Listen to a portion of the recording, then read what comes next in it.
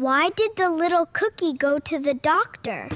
Because he was feeling crumbly.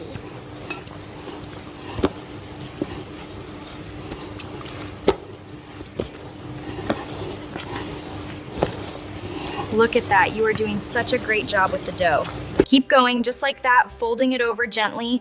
We are making something special together. Why did the bread go to the doctor? Because it was feeling a little crummy and needed to get its dough checked out.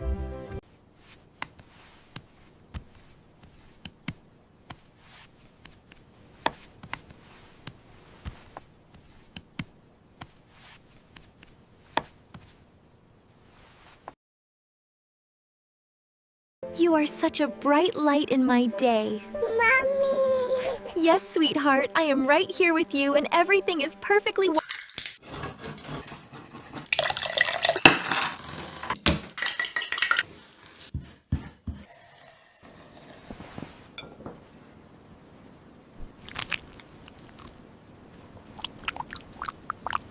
You are growing up so fast, my little one. I know, Mama. Just remember that I will always be here to watch over you and love you.